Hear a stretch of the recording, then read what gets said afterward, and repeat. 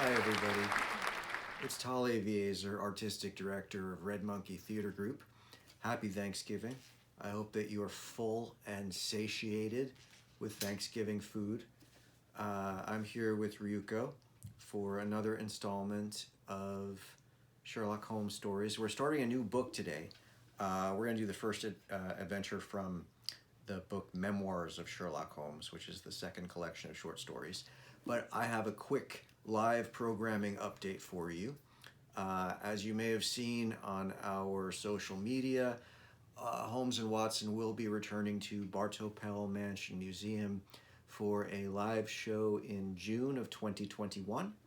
We're working on the exact performance dates, but this will likely be 12 performances in early June, outdoors under a lovely tent, just like we had for the August show at Bartow Pell. And the story will be A Scandal in Bohemia, a new adaptation by Amy Fry from the classic story by Arthur Conan Doyle, directed by Melinda O'Brien. This will be the first one we've done that wasn't adapted by me. Amy, you may remember, she appeared in two previous Holmes stories, most recently in The Adventure of the Copper Beeches, and previously in The Final Problem, which we did at Cahill Theater at the College of Mount St. Vincent. But I'm super excited to work on that show. Tickets will be on sale soon at bartowpellmansionmuseum.org. And so, without any further ado, I hope that you have your beverage ready and you are ready to enjoy a new story. The Adventure of Silver Blaze, Part 1. "I'm afraid, Watson, that I shall have to go," said Holmes, as we sat down together at our breakfast one morning. "Go? Where to?" "To Dartmoor, to King's Pyland." I was not surprised. Indeed, my only wonder was that he had not already been mixed up in this extraordinary case, which was the one topic of conversation throughout the length and breadth of England. For a whole day, my companion had rambled about the room with his chin upon his chest and his brows knitted, charging and recharging his pipe with the strongest black tobacco, and absolutely deaf to any of my questions or remarks. Fresh editions of every paper had been sent up by our newsagent, only to be glanced over and tossed down into a corner. Yet silent as he was, I knew perfectly well what it was over which he was brooding. There was but one problem before the public which could challenge his powers of analysis, and that was the singular disappearance of the favourite for the Wessex Cup and the tragic murder of its trainer. When, therefore, he suddenly announced his intention of setting out for the scene of the drama, it was only what I both expected and hoped for. "I should be most happy to go down with you, if I should not be in the way," said I. "My dear Watson, you would confer a great favour upon me by coming, and I think that your time will not be misspent, for there are points about this case which promise to make it absolutely unique one. We have, I think, just time to catch our train at Paddington, and I will go further into the matter upon our journey. You would oblige me by bringing with you your very excellent field glass."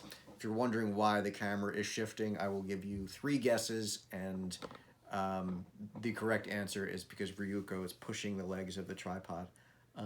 So we'll see how this works out. I may have to take some steps here, or she may get bored of doing this.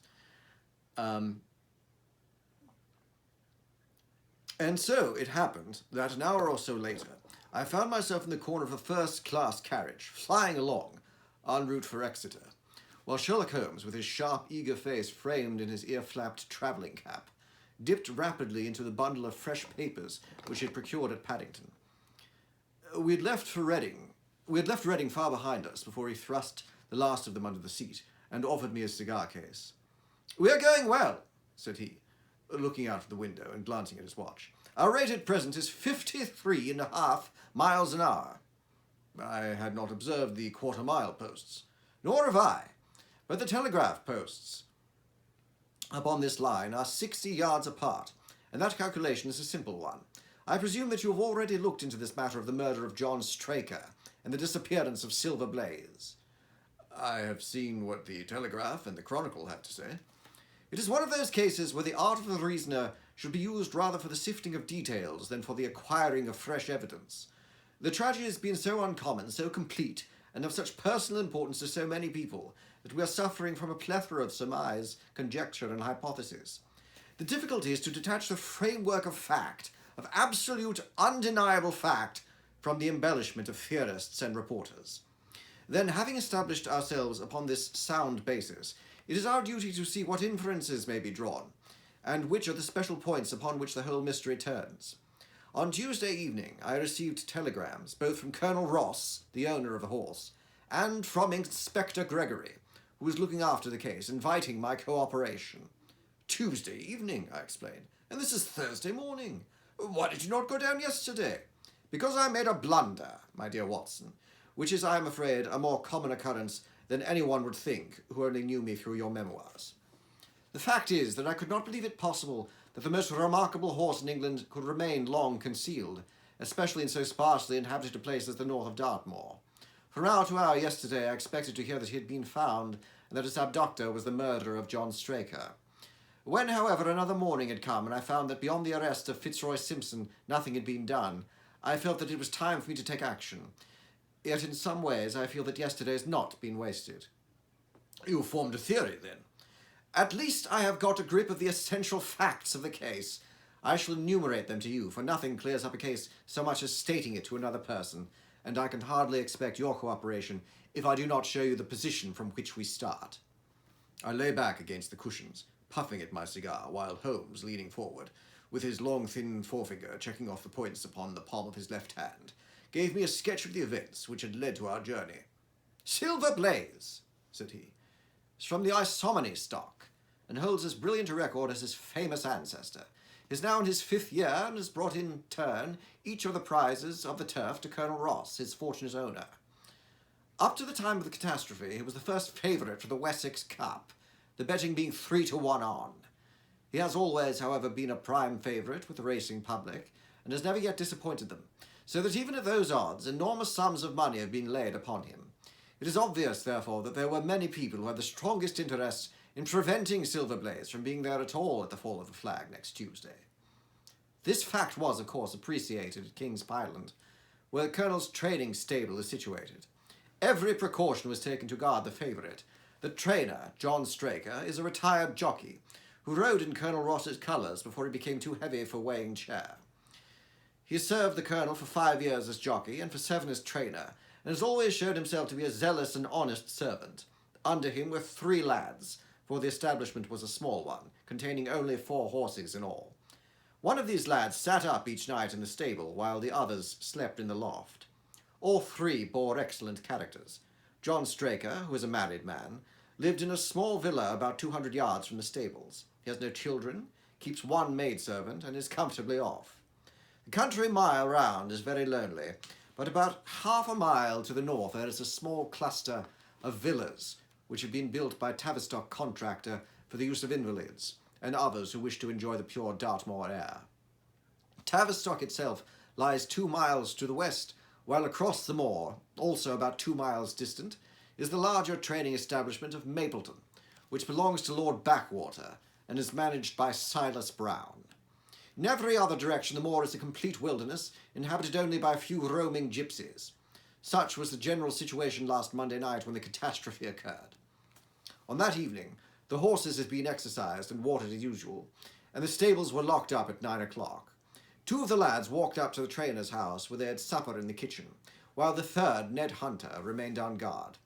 At a few minutes after 9, the maid, Edith Baxter, carried down to the stables his supper, which consisted of a dish of curried mutton. She took no liquid, as there was a water tap in the stables, and it was the rule that the lad on duty should drink nothing else. The maid carried a lantern with her, as it was very dark, and the path ran across the open moor. Edith Baxter was within 30 yards of the stables when a man appeared out of the darkness and called to her to stop. As he stepped into the circle of yellow light thrown by the lantern, she saw that he was a person of gentlemanly bearing, dressed in a grey suit of tweed, with a cloth cap. He wore gaiters, and carried a heavy stick with a knob to it. She was most impressed, however, by the extreme pallor of his face, and by the nervousness of his manner. His age, she thought, would be rather over 30 than under it. "Can you tell me where I am?" he asked. "I had almost made up my mind to sleep on the moor when I saw the light of your lantern. "You are close to King's Pyland training stables," she said. "Oh, indeed! What a stroke of luck!" he cried. "I understand that a stable boy sleeps there alone every night. Perhaps that is his supper, which you are carrying to him. Now, I'm sure you would not be so proud to earn the price of a new dress, would you?" He took a piece of white paper, folded up, out of his waistcoat pocket. "See that the boy has this tonight, and you shall have the prettiest frock that money can buy." She was frightened by his earnestness, and ran past him to the window, through which he was accustomed to hand the meals. It was already open, and Hunter was seated at a small table inside. She began to tell him what happened, when the stranger came up again. "Good evening," said he, looking through the window. "I wanted to have a word with you." The girl had sworn that as he spoke she noticed the corner of a little paper packet protruding from his closed hand. "What business have you here?" asked the lad. "It's business that may put something into your pocket," said the other. "You've 2 horses for the Wessex Cup, Silver Blaze and Bayard. Let me have the straight tip and you won't be a loser. Is it a fact that the weights bade to give the other at 100 yards and 5 furlongs, and that the stables put their money on him?" "So you're one of those damn touts," cried the lad. "I'll show you how we serve them in King's Pyland." He sprang up and rushed across the stable to unloose the dog. The girl flew away to the house, but as she ran she looked back and saw that the stranger was leaning through the window. A minute later, however, when Hunter rushed out with the hound, he was gone, and though the lad ran all round the buildings, he failed to find any trace of him. "One moment," I asked. "Did the stable boy, when he ran out with the dog, leave the door unlocked behind him?" "Excellent, Watson, excellent," murmured my companion. "The importance of the point struck me so forcibly that I sent a special wire to Dartmoor yesterday to clear the matter up. The boy locked the door before he left it. The window, I might add, is not large enough for a man to get through." Hunter waited until his fellow grooms had returned, when he sent a message up to the trainer and told him what had occurred. Straker was excited at hearing the account, although he did not seem to have quite realized its true significance. It left him, however, vaguely uneasy, and Mrs. Straker, waking at 1 in the morning, found that he was dressing. In reply to her inquiries, he said that he could not sleep on account of his anxiety about the horses, and that he intended to walk down to the stables and see that all was well. She begged him to remain at home, as she could hear the rain pattering against the windows, but in spite of her entreaties, he pulled on his large mackintosh and left the house. Mrs. Straker awoke at 7 in the morning to find that her husband had not yet returned. She dressed herself hastily, called the maid, and set off for the stables. The door was open. Inside, huddled together upon a chair, Hunter was sunk in a state of absolute stupor. The favourite's stall was empty, and there was no sign of his trainer. The 2 lads who slept in the chaff-cutting loft above the harness room were quickly aroused. They had heard nothing during the night, for they are both sound sleepers. Hunter was obviously under the influence of some powerful drug, and as no sense could be got out of him, he was left to sleep it off, while the 2 lads and the 2 women ran out in search of the absentees. They still had hopes that the trainer had for some reason taken the horse out for early exercise, but on the ascending knoll near the house, from which all the neighbouring moors were visible, they not only could see no signs of the favourite, but they perceived something which warned them that they were in the presence of a tragedy. About a quarter of a mile from the stables, John Straker's overcoat was flapping from a furze bush. Immediately beyond there was a bowl-shaped depression in the moor, and at the bottom of this was found the dead body of the unfortunate trainer. His head had been shattered by a savage blow from some heavy weapon, and he was wounded in the thigh, where there was a long, clean cut, inflicted evidently by some very sharp instrument. It was clear, however, that Straker had defended himself vigorously against his assailants, for in his right hand he held a small knife, which was clotted with blood up to the handle, while in his left he grasped a red and black silk cravat, which was recognized by the maid as having been worn on the preceding evening by the stranger who had visited the stables. Hunter, on recovering from his stupor, was also quite positive as to the ownership of the cravat. He was equally concerned that the same stranger had, while standing at the window, drugged his curried mutton, and so deprived the stables of their watchman. As to the missing horse, there were abundant proofs in the mud which lay at the bottom of the fatal hollow that he had been there at the time of the struggle. But from that morning he has disappeared. And although a large reward has been offered, and all the gypsies of Dartmoor are on the alert, no news has come of him. Finally, an analysis has shown that the remains of his supper, left by the stable lad, contain an appreciable quantity of powdered opium, while the people at the house partook of the same dish on the same night without any ill effect. Those are the main facts of the case, stripped of all surmise and stated as baldly as possible. I shall now recapitulate what the police have done in the matter. Inspector Gregory, to whom the case has been committed, is an extremely competent officer. Were he but gifted with imagination, he might rise to great heights in his profession. On his arrival, he promptly found and arrested the man upon whom suspicion naturally rested. There was little difficulty in finding him, for he inhabited one of those villas which I have mentioned. His name is Fitzroy Simpson. He was a man of excellent birth and education, who had squandered a fortune upon the turf, and who lived now by doing a little quiet and genteel bookmaking in the sporting clubs of London. An examination of his betting book shows that the bets to the amount of £5,000 had been registered by him against the favourite. On being arrested, he volunteered the statement that he had come down to Dartmoor in hopes of getting some information about the King's Pyland horses, and also about Desborough, the second favourite, which was in charge of Silas Brown at the Mapleton stables. He did not attempt to deny that he had acted as described upon the evening before, but declared that he had no sinister designs, that he simply wished to obtain first-hand information. When confronted with his cravat, he turned very pale, and was utterly unable to account for its presence in the hand of the murdered man. His wet clothing showed that he had been out in the storm the night before, and his stick, which was a Penang lawyer weighted with lead, was just such a weapon as might, by repeated blows, have inflicted the terrible injuries to which the trainer had succumbed. On the other hand, there was no wound upon his person, while the state of Straker's knife would show that one, at least, of his assailants must bear his mark upon him. There you have it all in a nutshell, Watson, and if you can give me any light, I shall be infinitely obliged to you. I had listened with the greatest interest to the statement which Holmes, with characteristic clearness, had laid before me.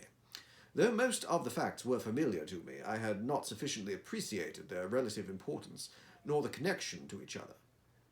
Is it not possible, I suggested, that the incised wound upon Straker might have been caused by his own knife, in the convulsive struggles which follow any brain injury? It is more than possible. It is probable, said Holmes. In that case, one of the main points in favour of the accused disappears. And yet, said I, even now, I fail to understand what the theory of the police can be. I am afraid that whatever theory we state has very grave objections to it, returned my companion. The police imagine, I take it, that this Fitzroy Simpson, having drugged the lad and having in some way obtained a duplicate key, opened the stable door and took out the horse with the intention apparently of kidnapping him altogether. His bridle is missing, so that Simpson must have put this on. Then, having left the door open behind him, he was leading the horse away over the moor, when he was either met or overtaken by the trainer. A row naturally ensued. Simpson beat out the trainer's brains with his heavy stick, without receiving any injury from the small knife which Straker used in self-defence, and then the thief either led the horse on to some secret hiding place, or else it may have bolted during the struggle and be now out wandering on the moors. That is the case as it appears to the police, and as improbable as it is, all other explanations are more improbable still. However, I shall very quickly test the matter when I am once upon the spot, and until then I really cannot see how we can get much further than our present position. It was evening before we reached the little town of Tavistock, which lies, like the boss of a shield, in the middle of the huge circle of Dartmoor. Two gentlemen were awaiting us at the station, the one a tall, fair man with lion-like hair and beard, and curiously penetrating light blue eyes. The other, a small, alert person, very neat and dapper, in a frock coat and gaiters, with trim little side whiskers and an eyeglass. The latter was Colonel Ross, the well-known sportsman. The other, Inspector Gregory, a man who was rapidly making his name in the English detective service. "I'm delighted that you have come down, Mr. Holmes," said the Colonel. "The Inspector here has done all that could possibly be suggested, but I wish to have no stone unturned in trying to avenge poor Straker and in retrieving my horse." "Have there been any fresh developments?" asked Holmes. "I'm sorry to say that we've made very little progress," said the Inspector. "We have an open carriage outside, and as you would no doubt like to see the place before light falls, we might as well talk it over as we drive." A minute later, we were all seated in comfortable landau and were rattling through the quaint old Devonshire town. Inspector Gregory was full of his case and poured out a stream of remarks, while Holmes threw in an occasional question or interjection. Colonel Ross leaned back with his arms folded and his hat tilted over his eyes, while I listened with interest to the dialogue of the two detectives. Gregory was formulating his theory, which was almost exactly what Holmes had foretold in the train. "Net is drawn pretty close round Fitzroy Simpson," he remarked, "and I believe myself that he is our man. At the same time, I recognize that the evidence is purely circumstantial, and that some new development may upset it. How about Straker's knife? We've quite come to the conclusion that he wounded himself in the fall. My friend Dr. Watson has made that suggestion to me as we came down. If so, it would tell against this man, Simpson. Undoubtedly. He has neither a knife nor any sign of a wound. The evidence against him is certainly very strong. He had a great interest in the disappearance of the favourite, and he lies under the suspicion of having poisoned the stable boy. He was undoubtedly out in the storm. He was armed with a heavy stick, and his cravat was found in the dead man's hand. I really think we have enough to go before a jury." Holmes shook his head. "A clever counsel would tear it all to rags," said he. "Why should he take the horse out of the stable? If he wished to injure it, why could he not do it there? Has a duplicate key been found in his possession? What chemist sold him the powdered opium? Above all, what could he, a stranger to the district, where could he, a stranger to the district, hide a horse, and such a horse as this? What is his own explanation as to the paper which he wished the maid to give to the stable boy? He says that it was a £10 note. One was found in his purse, but your other difficulties are not so formidable as they seem. He was not a stranger to the district. He is lodged at Tavistock in the summer. The opium was probably brought from London. The key, having served its purpose, would be hurled away. The horse may lie at the bottom of one of the pits or the old mines upon the moor." "What does he say about the cravat?" "He acknowledges that it is his and declares that he's lost it. But a new element has been introduced into the case, which may account for his leading the horse from the stable." Holmes pricked up his ears. "We found traces which show that a party of gypsies encamped on Monday night within a mile of the spot where the murder took place. On Tuesday they were gone. Now, presuming that there was some understanding between Simpson and these gypsies, might he not have been leading the horse to them when he was overtaken, and might they not have him now?" "It is certainly possible." The moor is being scouted for these gypsies. I have also examined every stable and outhouse in Tavistock, and for a radius of 10 miles. There is another training stable quite close, I understand. Yes, and that is a factor we must certainly not neglect. At Desborough, their horse was second in the betting. They had an interest in the disappearance of the favourite. Silas Brown, the trainer, is known to have had large bets placed upon the event, and he was no friend to poor Straker. We have, however, examined the stables, and there is nothing to connect him with the affair." "Nothing to connect this man Simpson with the interests of the Mapleton stables?" "Nothing at all." Holmes leaned back in the carriage, and the conversation ceased. A few minutes later, our driver pulled up at a neat little red brick villa with overhanging eaves, which stood by the road. Some distance off, across a paddock, lay a long grey-tiled outbuilding. In every other direction, the low curves of the moor, bronze-coloured from the fading ferns, stretched away to the skyline, broken only by the steeples of Tavistock and by a cluster of houses away to the westward, which marked the Mapleton stables. We all sprang out, with the exception of Holmes, who continued to lean back with his eyes fixed upon the sky in front of him, entirely absorbed in his own thoughts. It was only when I touched his arm that he roused himself with a violent start and stepped out of the carriage. "Excuse me," said he, turning to Colonel Ross, who had looked at him in some surprise. "I was daydreaming." There was a gleam in his eyes and a suppressed excitement in his manner which convinced me, used as I was to his ways, that his hand was upon a clue, though I could not imagine where he'd found it. "Perhaps you would prefer at once to go to the scene of the crime, Mr. Holmes," said Gregory. "I think that I should prefer to stay here a little and to go into one or two questions of detail. Straker was brought back here, I presume?" "Yes, he lies upstairs. The inquest is tomorrow." "He has been in your service some years, Colonel Ross." "I've always found him an excellent servant." "I presume that you made an inventory of what he had in his pockets at the time of his death, Inspector?" "I have the things themselves in the sitting room, if you'd care to see them." "I should be very glad." We all filed into the front room and sat round the central table, while the inspector unlocked a square tin box and laid a small heap of things before us. There was a box of vestas, 2 inches of tallow candle, an ADP briar root pipe, a pouch of sealskin with half an ounce of long cut Cavendish, a silver watch with a gold chain, 5 sovereigns in gold, an aluminum pencil case, a few papers, an ivory-handled knife with a very delicate and flexible blade marked Weiss and Company, London. "This is a very singular knife," said Holmes, lifting it up and examining it minutely.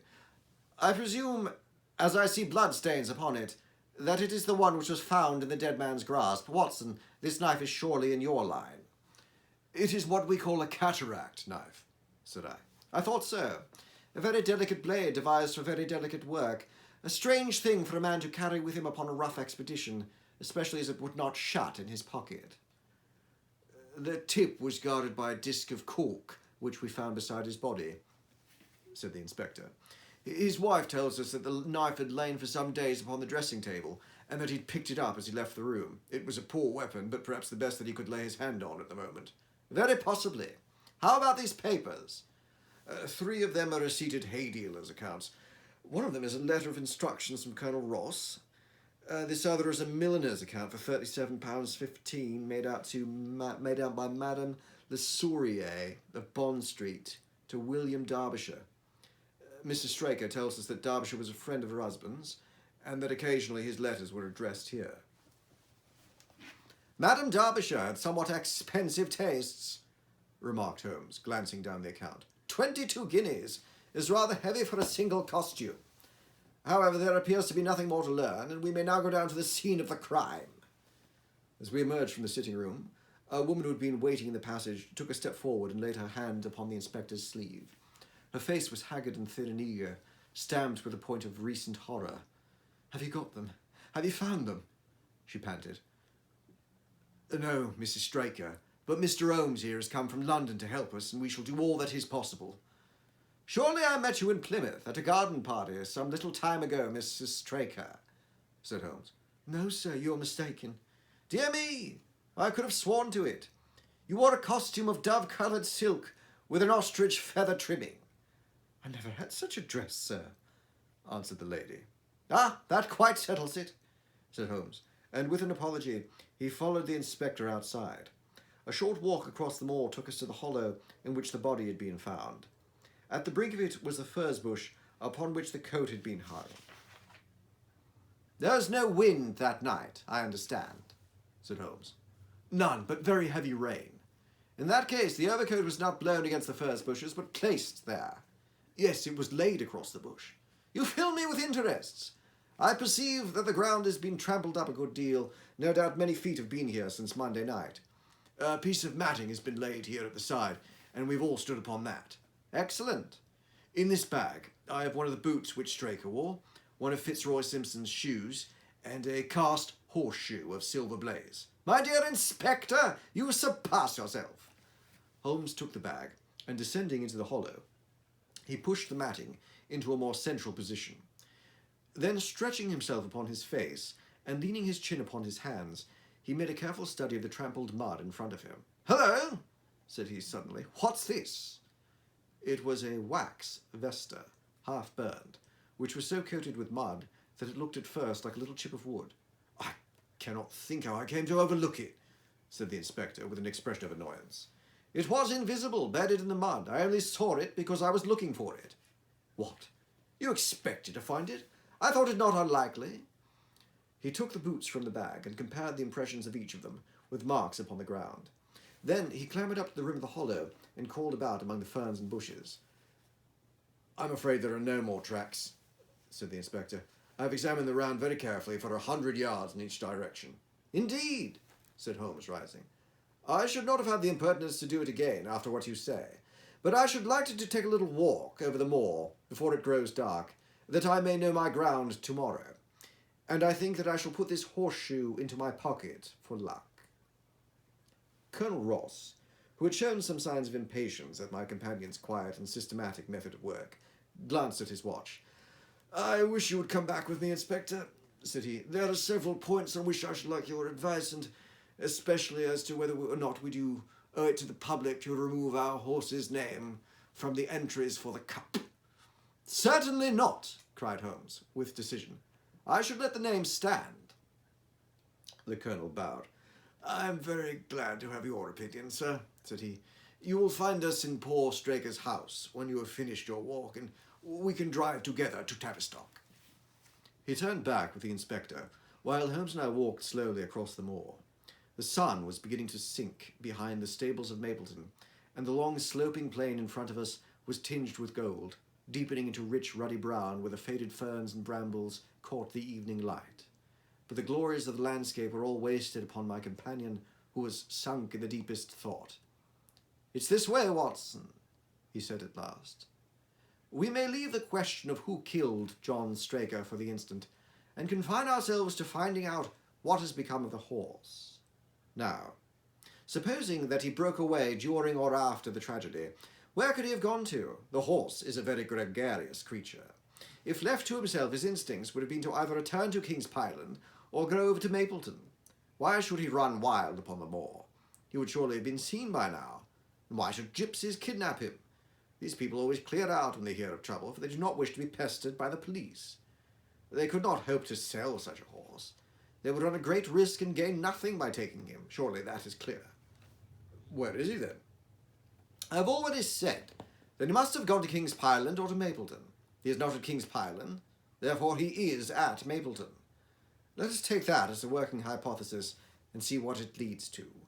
This part of the moor, as the inspector remarked, is very hard and dry, but it falls away toward Mapleton, and you can see from here that there is a long hollow over yonder, which must have been very wet on Monday night. If our supposition is correct, then the horse must have crossed that, and there is the point which we should look for his tracks." We had been walking briskly during this conversation, and a few more minutes brought us to the hollow in question. At Holmes's request, I walked down the bank to the far right, and he to the left, but I had not taken 50 paces when I heard him give a shout, and saw him waving his hand to me. The track of a horse was plainly outlined in the soft earth in front of him, and the shoe, which he took from his pocket, exactly fitted the impression. "See the value of imagination," said Holmes. "It is the one quality which Gregory lacks. We imagined what might have happened, acted upon the supposition, and find ourselves justified.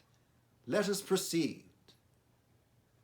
And that is where we will pause for now. Thank you very much for joining me, and I'll be back very soon with The Adventure of Silver Blaze, Part 2. Until then, be well, happy Thanksgiving, talk to you soon.